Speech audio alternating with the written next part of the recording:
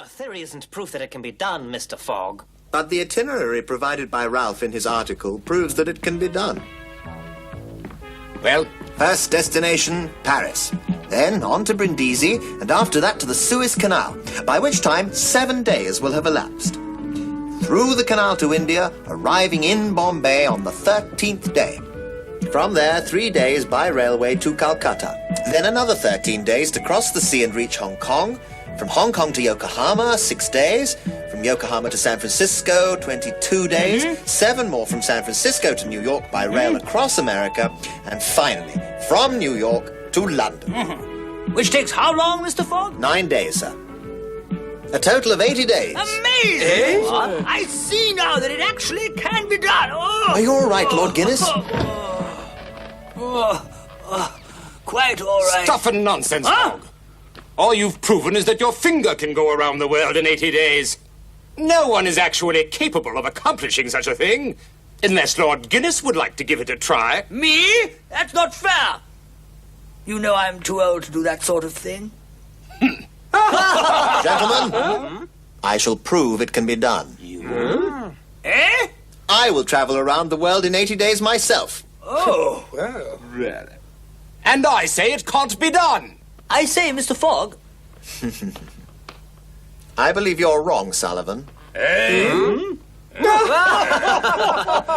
really, Mr. Fogg? As the owner of a railway company, Mr. Fogg, I've had a great deal of experience in such matters. Printed schedules are one thing, but trains are not always on time. The same is true for shipping, I assure you, Mr. Fogg. One must take such things as bad weather and shipwrecks into account. Oh. Moreover, one must take into account your lack of experience as a traveler, Mr. Fogg. As I recall, you've not been out of England in a long time. I have been a member of this distinguished club for many years, Mr. Fogg, but I have never heard such a conceited boast as yours. I can see that you sincerely believe that you can do it, Fogg. However, the setbacks and delays you would meet along the way would prevent your doing it in time. Accidents can happen, you know. Trains are getting derailed all the time. Traveling on a ship is much more dangerous than traveling on a train.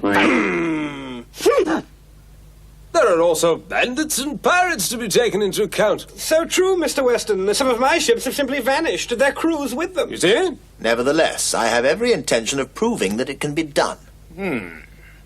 Fogg, you seem like a sporting man. So, I will bet you £2,000 that you can't make it around the world in 80 days. No, make that £5,000. Eh? And I'll bet the same amount. Can't be done. I'll bet 5,000 too. Eh? I'm game. 5,000 with Sullivan. Do you accept the wager, Fogg? Absolutely. The total is £20,000, is it not? Precisely, Mr. Fogg. When do you plan to leave? This evening. This very night? I say.